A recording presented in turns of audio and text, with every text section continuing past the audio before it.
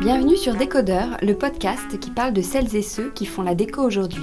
Je m'appelle Hortense Leluc et à chaque nouvel épisode, j'invite à mon micro un architecte ou un designer, une marque reconnue ou émergente, un entrepreneur ou un influenceur, quelqu'un que vous allez connaître ou pas, mais qui dans tous les cas va nous parler déco. Son parcours, son métier, son quotidien, son univers, ses goûts, on saura tout. Enfin, j'espère.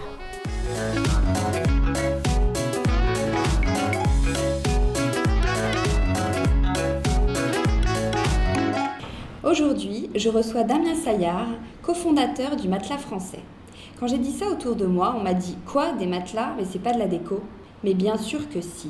Décodeur, c'est la déco au sens large. Le lifestyle, la maison, la chambre, donc le lit, le matelas. C'est un achat aussi important, voire beaucoup plus casse-tête qu'un canapé par exemple. Alors quand on sait qu'on passe 30% de sa vie au lit, j'avais envie de faire un coup de projecteur sur la marque qui monte. Le concept de Damien, un seul matelas haut de gamme unique qui se décline en plusieurs tailles bien sûr, au prix juste et qui s'adapte aux besoins de chacun.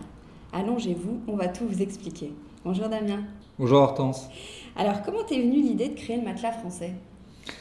On a réfléchi déjà avec un de mes très bons copains qui s'appelle Olivier Titeux, avec qui on a une idée par seconde et on essaye toujours de trouver la bonne idée à monter. On est tous les deux issus de l'environnement plutôt du service et on voulait absolument monter un produit. Un soir, on s'est retrouvés autour d'une table avec pas mal d'amis, autour d'un dîner plutôt sympathique. Et la personne qui nous recevait à l'époque s'était fait un limbago la veille de notre dîner. Et évidemment, autour de la table, tout le monde allait de son anecdote sur il faut utiliser telle solution pour protéger son dos, etc. Et évidemment, on a parlé du lit, du matelas, de la rigidité, des matelas confort, moelleux, fermes, etc. Et sans le savoir, au cours de ce dîner, on a eu à peu près le même flash avec Olivier. On s'est appelé le lendemain matin et on s'est dit mais est-ce qu'il existe un matelas qui est ferme et moelleux ? La question paraît complètement stupide, puisque aujourd'hui vous avez des matelas qui effectivement sont face hiver, face été, mais il n'y a pas de matelas avec une face ferme et une face moelleuse. Et l'idée est venue comme ça. Mais il y a beaucoup d'acteurs sur ce marché, parce qu'il y a les grandes enseignes de la maison qui proposent aussi des matelas, il y a les magasins de literie spécialisés, il y a tous vos concurrents sur le web qui existaient déjà. Ça vous a pas fait peur ?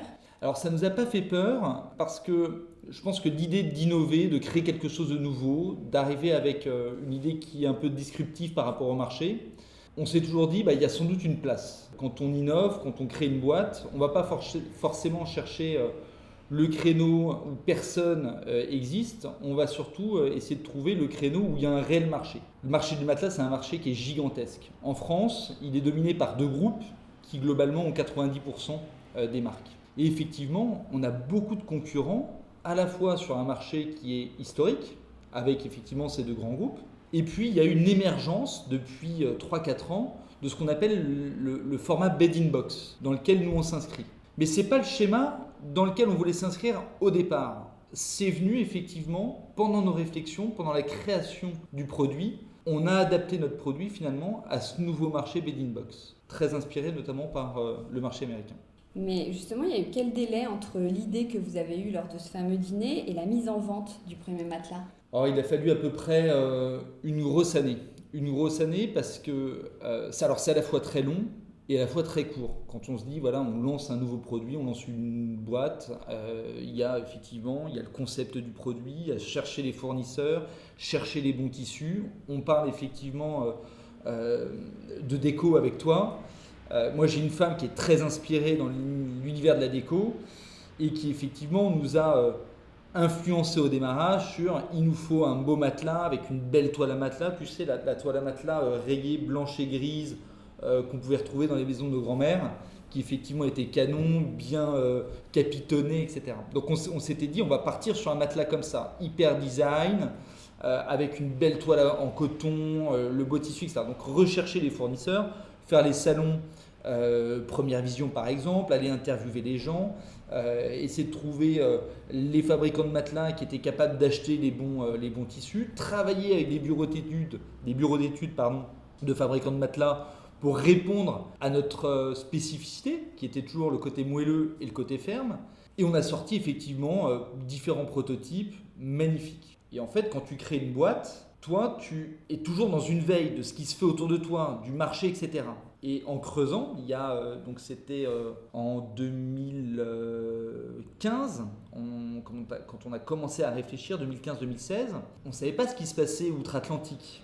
Et finalement, plus tu avances dans la constitution de ta boîte, dans la fabrication de ton produit, plus tu regardes ce qui se fait autour de toi. Naturellement, tu es assez curieux. Et on a vu effectivement un concept aux États-Unis qui s'appelle Tuft & Needle, à la base, qui ont été les premiers à faire ce fameux concept Bed in Box. Puis Casper, qui a réussi à marketer ce phénomène. Eh bien, on s'est dit, tiens, il faut qu'on adapte notre super joli produit avec notre toile à coton magnifique, etc., au concept américain. Et là, ça a été la douche froide. Parce que le concept américain, c'est vous avez effectivement un matelas, il est compressé. Oui, parce que le bed in box, t'en as parlé, est-ce que tu peux nous dire ce que c'est ? Alors le bed in box, c'est le principe d'avoir un matelas de qualité qui passe dans une presse, qui est mis sous vide, qui est roulé, plié et qui arrive chez vous dans une boîte qui fait 1,10 m sur 35 cm environ. Donc c'est très pratique au niveau logistique, c'est hyper bon pour l'environnement.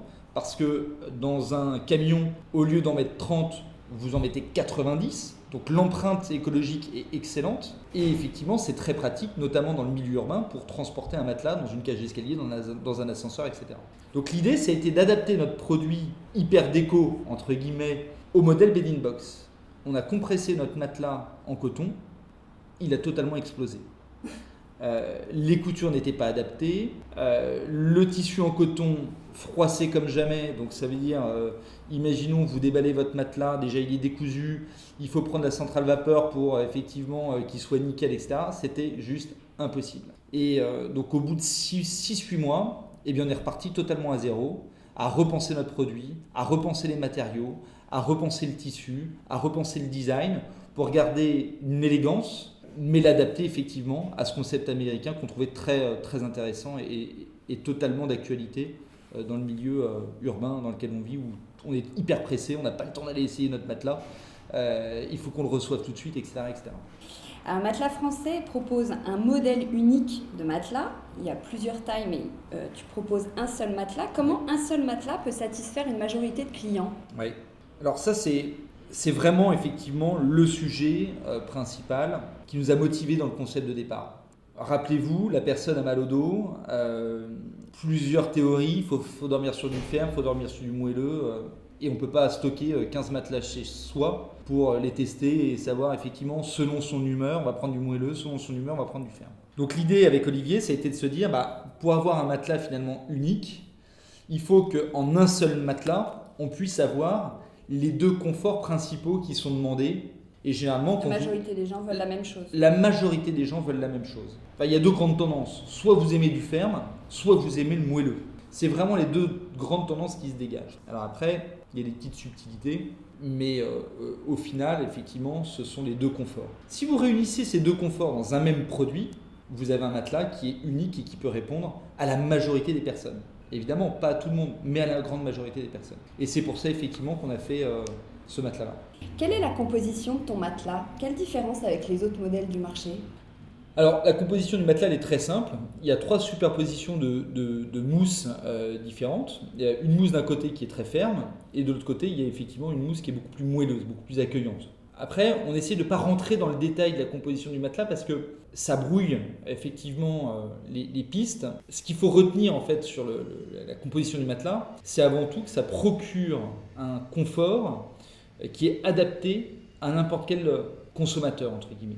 On reste encore dans cette logique de se dire, vous avez un côté ferme, alors oui c'est du latex, et vous avez un côté où là c'est de la mémoire de forme. Mais globalement, c'est ce qu'il faut retenir. Ça sert à rien de rentrer dans le détail, je pense. Ça va peut-être embrouiller tes auditeurs. Tu es très bien positionné en prix par rapport à la concurrence. Ton matelas en 140 est à 690 € alors qu'on le trouve plutôt à 1200 dans un magasin de literie. Comment t'expliques ça ? On a étudié le marché des matelas et on s'est rendu compte effectivement d'un certain nombre d'abus, entre guillemets, de la part des revendeurs. Où finalement, les marges sont considérables dans le milieu du matelas. Alors je jette un pavé dans la mare, je ne devrais pas le dire parce qu'effectivement il y a des choses qui ne se disent pas quand vous rentrez dans un marché, il y a des petits secrets du marché. En revanche là effectivement il y a des positionnements distributeurs qui sont vraiment entre guillemets un peu abusifs. Nous, on est sur un produit qui est direct usine, ce qui fait que tous les coûts de distribution, évidemment, nous ne les répercutons pas sur nos matelas. Je suis conscient que d'avoir un réseau de points de vente coûte cher et qu'il faut effectivement répercuter ce prix du réseau dans le prix de votre matelas. C'est normal qu'un matelas que vous allez trouver dans un magasin dans la rue soit un peu plus cher que celui que vous allez trouver sur Internet. En revanche, la différence du simple au double, ce n'est pas normal. Nous, on le produit, on le stocke, on le vend. Les intermédiaires sont inexistants, ce qui fait qu'effectivement, on peut avoir une politique tarifaire très avantageuse. Alors les matelas sont livrés et échangés gratuitement. Est-ce que le service, c'est ce qui fait la différence aussi ? Alors le service, ça fait une très grande différence. Nous, on récupère effectivement, non pas l'ancien matelas, mais on va récupérer notre matelas à partir du moment où le client n'est pas satisfait dans les 100 premiers jours de son essai. Ça arrive souvent ? Alors par chance, ça arrive assez peu.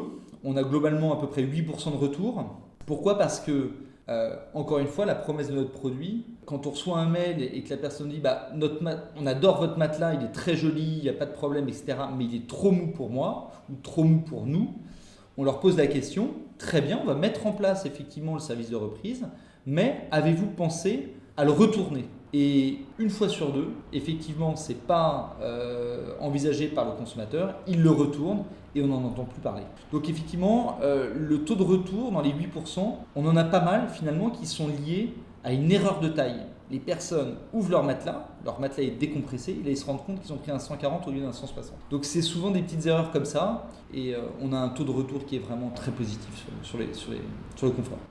Pour la livraison, tu parlais tout à l'heure des matelas compressés, donc pour des raisons écologiques notamment, ça ne l'abîme pas, le fait qu'il soit si compressé une fois qu'on l'ouvre justement ? Alors c'est une très bonne question. En fait, vous avez deux technologies pour compresser le matelas. Au démarrage, quand on a fait nos fameux tests sur notre très joli matelas en toile à coton, la technologie de compression en France était peu présente. Et je pense qu'aujourd'hui, on est le seul site industriel à avoir la machine-outil capable de compresser de la façon dont on le fait. Donc il y a deux techniques. La première technique, qui est une vieille technique, vous avez deux espèces d'énormes rouleaux dans lesquels on passe le matelas. Et là, effectivement, sur des matelas en mousse, toutes les alvéoles que compose la mousse, donc c'est des millions d'alvéoles, il y en a beaucoup qui se cassent, qui se percent, qui sont abîmées, qui sont vraiment sur des zones de friction sont très abîmées, ce qui va finalement, dans la durée, abîmer le matelas. Au premier abord, on ne va pas se rendre compte que notre matelas est abîmé, mais au lieu de tenir 6, 7, 10 ans, au bout de 5 ans, il va commencer à s'affaisser. On a fait des très gros investissements sur cette partie compression. Aujourd'hui, on est à la deuxième version de machine. Auparavant, on avait une machine une sorte de grande presse, comme une ancienne presse à journaux d'époque. Sauf que là, c'est des vérins hydrauliques qui viennent compresser le matelas une fois qu'il est à plat, le réduire de 26 cm à 3 cm, et en même temps, le vide d'air. C'est-à-dire que ton alvéole, si tu veux, elle n'est pas compressée sauvagement, elle est compressée et en même temps, on la vide de son air.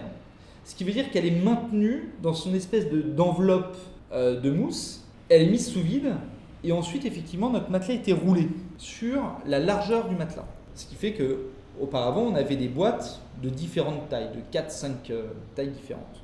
Aujourd'hui, notre nouvelle machine, non seulement elle compresse, elle met sous vide, mais en plus, elle va plier le matelas. Ce qui veut dire qu'on va gagner en taille, et donc, on va être mieux positionné au niveau de notre empreinte écologique, puisque finalement, notre matelas va être compressé sur, par exemple, une taille de 180 par 200. Il va arriver dans une boîte d'1,10 m sur 35. Donc ça, c'est assez génial. Ça préserve le matelas. Il est toujours garanti 10 ans. Les mousses sont absolument pas abîmées. Et quand on rouvre la pochette, l'enveloppe plastique dans laquelle est le matelas, il reprend sa taille. En 2 heures, on peut commencer à dormir dessus. Et en 24 heures, il est impeccable. Alors, vous appelez le matelas français. Qu'est-ce qui est français concrètement ? Toute la fabrication est française. Ça a été un des enjeux majeurs dans la création de la boîte. On reparlera peut-être de mon parcours tout à l'heure, mais moi je suis un pur entrepreneur. J'ai créé différentes structures, notamment dans les RH, et j'ai beaucoup travaillé avec l'industrie française. On a une industrie, on a des outils, on a des hommes d'une valeur inestimable en France.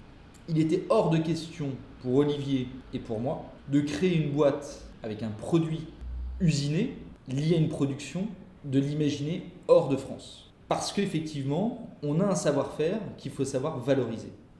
Et depuis le début, les différents industriels qui nous ont accompagnés dans le développement du produit nous l'ont montré, nous ont rassurés sur le sujet. Ça a été un sujet majeur parce que l'INPI, quand vous déposez une marque, quand vous créez une boîte, l'INPI, évidemment, ne prend pas la marque, l'enregistre et ne surveille pas ce qu'on fait derrière. Avoir déposé le matelas français, ça a été un parcours du combattant. Il faut prouver aux juristes de l'INPI qu'on fabrique bien en France, que notre produit bénéficie justement d'un usinage français. Alors évidemment, le latex, il ne vient pas de France. Il faudrait qu'on ait des forêts incroyables pour aller rechercher de la résine de latex. C'est impossible. En revanche, on fait en sorte effectivement d'avoir 20% de latex naturel quand même. Les mousses, c'est lié évidemment à... c'est des composants, notamment ça vient plutôt de la pétrochimie. Hein. Donc évidemment, ce n'est pas forcément 100% français. Nos tissus, notre assemblage, les ouvriers, les ouvrières qui travaillent sur le produit sont toutes basées à Tourcoing. L'usine est à Tourcoing. Ce sont effectivement des passionnés de leur métier. Ils le font bien. Ils prennent du temps pour effectivement fabriquer nos produits. C'est fait par Jacqueline, par Paul, par Cyprien et par Joël qui nous accompagnent, par le bureau d'études. Et donc c'est un bon axe de communication aussi. C'est un super axe de communication, évidemment. C'est pour nous un axe marketing aussi. Mais c'était une évidence dès le départ et on ne l'aurait pas fait si on ne pouvait pas faire en France. Et est-ce que ça vous coûte beaucoup plus cher que de fabriquer à l'étranger ? Ça nous coûte 20% plus cher. Alors, je crois que vous équipez les particuliers, mais je crois que tu travailles aussi avec des hôtels, notamment le Relais de Chambord ou plus récemment le très branché Barn Hôtel. Pourquoi l'hôtellerie ? Alors l'hôtellerie, c'est une belle histoire. C'est une histoire qui prend de plus en plus de place au sein de notre entreprise.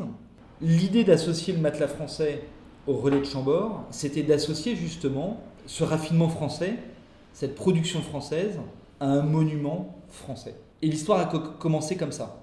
Au démarrage, on n'avait qu'un seul produit, qui était effectivement notre produit qu'on retrouve aujourd'hui sur Internet, produit grand public.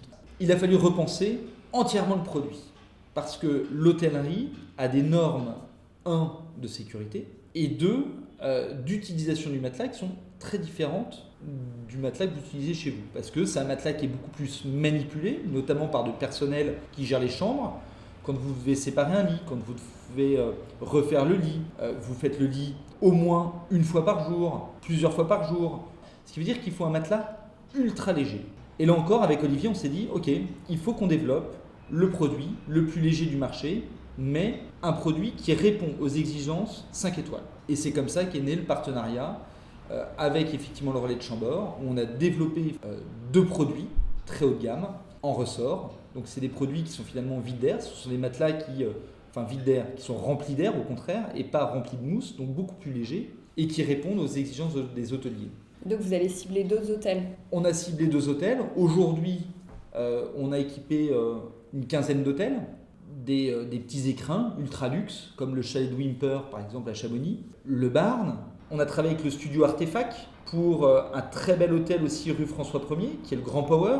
Et puis on travaille avec d'autres hôteliers, et puis de nouveaux en cours, en France et à l'international. Alors esthétiquement, tu en parlais tout à l'heure, il y a un liseré tricolore qui entoure le matelas. Ouais. Pourtant, on le voit seulement au moment de l'achat, puisqu'après, il va être recouvert tout simplement par un draus. C'était quand même important de soigner les détails. C'est aussi important qu'une femme qui porte des jolis sous-vêtements. Elle achète ses sous-vêtements, c'est magnifique. Elle sait qu'elle les a sous elle, ça lui donne confiance en elle. C'est la même chose. Vous avez un très joli matelas, vous savez qu'il est magnifique. Certes, il est recouvert de votre drap, mais derrière, vous savez, vous avez votre liseré bleu, blanc, rouge qui vous passe par la tête. Alors, le matelas français a seulement 3 ans. Tu faisais quoi avant ou en parallèle ? Donc, tu parlais tout à l'heure de ton parcours. Est-ce que tu peux nous dire un tout petit peu plus précisément ? Alors moi, j'étais un cancre à l'école. L'école et moi, ça a toujours fait 19. Peut-être parce que le modèle n'était pas forcément adapté à ma personnalité. Mais néanmoins, j'ai réussi à faire des études, à les pousser un petit peu, puisque je suis sorti d'une école de commerce parisienne, avec déjà une option entrepreneuriat. J'avais ça en moi, il fallait que je crée quelque chose. Il y a peut-être aussi un côté un peu indépendance qui m'a toujours intéressé. J'ai vécu quelques années dans un grand groupe où j'ai appris finalement comment fonctionne un grand groupe, les grandes lignes, commerce, marketing, vente, etc. Et puis, très rapidement, j'ai découvert le monde des ressources humaines et j'ai accompagné mon deuxième associé, qui est Hippolyte Bourlet, dans un cabinet de chasseurs de tête qui s'appelle Mermoz Associés, qui existe toujours, dans lequel je suis toujours actif. Donc je suis un peu schizophrène, entre guillemets, puisque j'ai deux boîtes qui sont radicalement différentes et deux boîtes qui fonctionnent très bien. Donc je répartis mon temps entre ces deux structures qui sont un cabinet de chasse où justement j'ai découvert le milieu industriel, comme on en parlait il y a quelques minutes, et puis effectivement la boîte de produits, matières industrielles, le Matelas Français. Transition toute trouvée pour la question sur l'emploi du temps. Pour imaginer encore mieux tes journées, on va inventer cette fameuse semaine type où tu pourrais imaginer ce que tu es en train de faire. Par exemple, que fais-tu le lundi à 9h ? Alors le lundi à 9h, j'épluche tous les mails des clients que l'on reçoit effectivement pendant le week-end, qui ont plein de questions sur les matelas, qui ont des questions sur le prix, qui ont des questions sur leur livraison, etc. Ça, le lundi matin, c'est toujours comme ça, parce qu'effectivement, pic d'activité sur l'achat du matelas, c'est plutôt le week-end. On se rend compte, alors c'est à la fois le week-end et à la fois après 23h en semaine. Les gens s'allongent dans leur lit, sont mal dans leur lit et commencent à poser des questions effectivement sur un matelas. Et bien le week-end, c'est la même chose. Donc le lundi matin, comme mon week-end, j'essaie de le consacrer au maximum à ma famille, je m'en occupe effectivement. Et à 9h, je suis en plein dedans. J'arrive vers 8h30 au bureau et je suis en plein dedans à 9h. Le mardi à 17h. Le mardi à 17h, soit je suis avec un candidat pour parler de son parcours, de son projet, de ses ambitions professionnelles. Donc pour ton autre métier. Pour mon autre métier. Le mercredi à 13h. Mercredi à 13h, je suis au bar d'un restaurant qui s'appelle le 8e art. Et je déjeune avec Hippolyte. On fait confiance à David, qui est propriétaire des lieux et qui nous sert généralement un bon petit plat. Et on est peinard au bar à refaire le monde. Le jeudi à 20h. Je pense que je dois être en train de me fâcher contre ma deuxième fille Marnie, parce que sa poésie ne doit pas être sue sur le bout des doigts. Et le vendredi à 14h. Alors là, je suis déjà presque dans mon week-end. J'ai très envie de quitter le bureau, de tout lâcher. Je suis en mode saturation, mais je me dis que j'ai encore quelques heures à tirer et puis c'est le grand bol d'air frais. Quel est le moment de la journée que tu préfères ? Je suis pas sûr que j'ai un moment que je préfère. J'aime bien le moment de la journée où tout d'un coup, il y a une urgence, il y a une suractivité. J'ai besoin de ça. J'ai besoin de ça pour m'épanouir. J'ai besoin d'un peu de stress, d'un niveau de pression qui m'anime, où je me dis il faut que je sois super efficace. Ça, j'adore. Est-ce que tu dors sur un matelas français ? Je dors sur un matelas français et sur un surmatelas aussi. Qu'est-ce que ça apporte, le surmatelas ? Ça apporte un petit confort supplémentaire. Très honnêtement, le surmatelas, généralement, vous l'achetez quand vous avez votre matelas qui commence à tirer un peu la tronche et vous voulez redonner un peu de vie, une année ou deux, à votre matelas, vous achetez un surmatelas. D'accord. Là, j'ai les deux parce que je trouve que les deux vont très bien ensemble. Et côté déco, justement, même si c'est recouvert par un drap, je trouvais ça sympa d'avoir les deux. Justement, est-ce que tu aimes la déco ? Est-ce que c'est important pour toi ? Alors c'est important pour moi. J'ai été éduqué sur le tard grâce à ma femme, Chloé, qui est elle une espèce d'esthète en déco, qui est très portée sur les matériaux, sur le toucher, sur les assemblages. Elle dit toujours que j'habille mes enfants comme des clowns ou comme des sapins de Noël. Donc je fais très attention effectivement à l'assemblage des couleurs, des matières, etc. pour ne pas la décevoir. Donc pour la déco, c'est elle qui gère aussi. Donc pour la déco, elle gère aussi. Alors après, évidemment, à travers elle, j'ai des univers qui m'intéressent beaucoup. J'ai par exemple, j'ai en tête deux maisons qui vraiment m'ont marqué. Vous avez la maison de Consuelo Castiglioni, qui est la créatrice de Marnie, qui a une maison absolument incroyable, hyper simple, hyper naturelle, qui se fond dans les paysages, avec des lignes hyper épurées, des matériaux bruts. Ça, j'adore. Vous avez aussi Alexandre de Bétac, le scénographe, qui a lui encore une maison, je pense que ça va être à Majorque, avec des courbes très douces, un univers, notamment une chambre d'enfant absolument incroyable, un peu troglodyte entre guillemets. Donc ça j'adore parce que c'est des matériaux bruts et ça me ressemble assez. Alors, qui dit matelas dit chambre. Toi, comment est ta chambre ? Alors ma chambre, elle allie un esprit assez moderne et assez baroque. C'est-à-dire ? Ça surprend beaucoup. J'ai une chambre avec un lit qui fait 160 par 200. Au-dessus de mon lit, il faut vous imaginer un espèce de cadre qui ressort au-dessus de la tête de lit.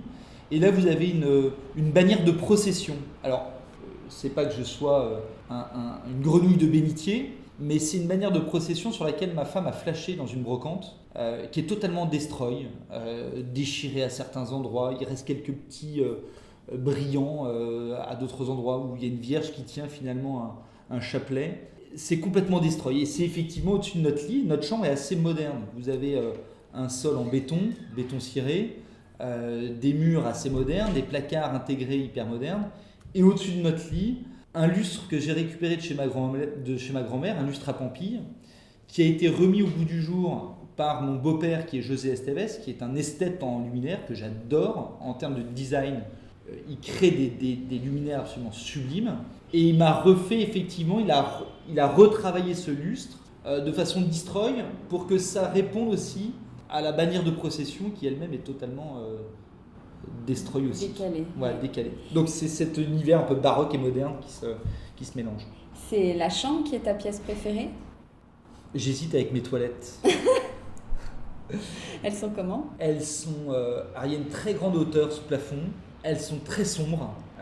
Vous avez un bleu qui est très profond, qui est vraiment un bleu abysse, qui est départagé par une espèce de bande assez pourpre. Et au-dessus, c'est un vert très sombre aussi, un vert cyprès. Et j'adore me mettre dedans parce que j'ai des magazines, notamment des magazines de déco, AD, je lis beaucoup AD, etc. Et c'est un univers où je suis peinard, mes enfants viennent pas m'embêter, je suis bien. Donc je peux y aller même sans avoir besoin d'aller aux toilettes. La déco va dans toutes les pièces, même dans les toilettes, Hortense. Quel est ton dernier achat déco ? Mon dernier achat déco, ça a été un magnifique canapé. Je me suis ravisé, je pense que le vendeur devait être... Bon, il était hyper sympa parce qu'il a accepté, mais le jour où j'ai acheté le canapé, donc c'est un achat qui est quand même assez important, le lundi, je repars effectivement au boulot et je reviens le soir. Et mon fils de 2 ans avait crayonné toute la moquette. Enfin, c'était pas une moquette, c'est un tapis qu'on a chez nous dans le salon, un très grand tapis. Et le tapis était, il y avait des traces de feutre partout. Et malheureusement, je me suis dit, je peux pas acheter un canapé aussi joli pour le revoir tout crayonné le lendemain. Donc j'ai dû me raviser sur cet achat déco, mais je l'ai encore en tête. Il va falloir que j'y réfléchisse une deuxième fois. Ah, parce que j'allais te demander quel est l'achat dont tu rêves, donc c'est ce canapé. Ah non, alors l'achat dont je rêve, j'ai trouvé un chalet à Retaper, qui est absolument sublime, dans la vallée tarentaise, et qui a au rez-de-chaussée une espèce de bergerie, une grande tour en pierre, un grand pilier entier en pierre qui doit faire à peu près 12 mètres de haut, qui tient la toiture. Et au premier étage, vous avez effectivement, premier et deuxième étage, l'habitation. Mais là encore, tout est pété. Il reste une vieille chaudière au milieu du chalet. Et ça, c'est le truc dont je rêve. J'ai envie de le retaper. J'ai envie, effectivement. Maintenant, il faut que j'arrive à convaincre ma femme de partager ce projet avec moi. Dans un monde parallèle, si tu pouvais faire un dîner avec les invités de tes rêves, qui seraient-ils ? Je pense que j'aurais... un architecte ou un décorateur qui a marqué toute mon enfance, qui était Royer. Mon père, qui est architecte, a travaillé à ses tout débuts avec Royer, notamment quand Royer avait la charge de faire la décoration du palais du Shah d'Iran à l'époque. Et mon père avait récupéré une table basse, qui d'ailleurs redevient assez à la mode, qui était une table basse en bois, haricot, avec 3 pieds assez massifs. Et j'ai joué toute mon enfance sur cette table en bois, à la petite voiture. Et j'ai entendu parler de Royer pendant très longtemps. et puis de le revoir en tout cas sur le devant de la scène aujourd'hui. Je trouve ça assez passionnant. Autour de la table, il pourrait y avoir un acteur que j'aime beaucoup, Dussolier, que je trouve assez fascinant, quelqu'un qui a l'air très abordable, Gainsbourg, un poète magique, peut-être une personne totalement décalée, très rock'n'roll comme Mick Jagger par exemple, pour me parler de ses années folles. Et puis ensuite, peut-être mon arrière-grand-mère qui avait un coup de crayon incroyable. Je pense que avoir hérité un petit peu de ce don-là, que j'ai jamais connu, qui était italienne. Je revendique une petite quote-part de mon sang justement italien et j'aurais bien aimé la connaître aussi. Et puis peut-être mon grand-père du côté maternel, qui était un bon vivant je crois, et qui devait apporter beaucoup de légèreté à l'époque dans la famille. Alors on va terminer avec les questions à What Meal. Question à 1 euro. Est-ce que tu sais quel est le produit français qui manque le plus aux expatriés ? Le camembert. La baguette. Ah, ça va avec. Question à 6,99 euros. Le prix d'un masque de sommeil, pour ou contre la sieste au bureau ? Pour, 100% pour. Alors là, il y a un jeune bonhomme qui est génial. Pour toi et pour tes salariés ? Pour moi et pour mes salariés. On étudie notamment l'équipement au sein de nos bureaux d'un meuble sieste qui a été développé par un jeune HEC qui a monté une boîte qui s'appelle la Siestoun, que j'ai rencontré, qui est génial et qui justement veut démocratiser la sieste au bureau. Et son produit, je le trouve à la fois design et à la fois hyper bien pensé pour s'insérer dans un espace de travail en toute discrétion. Donc c'est canon. Question à 890 euros, le prix d'un matelas en 180 chez toi. Est-ce qu'opter pour un lit en 180, c'est pas la mort du couple ? Totalement. Déjà 160, j'arrive plus trop à toucher ma femme du bout du pied. Effectivement, le 180, je le privilégie dans les hôtels pour être en étoile de mer. Mais effectivement, chez soi, il faut opter pour un 140 et maximum un 160. Merci beaucoup Damien. De rien. Merci Hortense.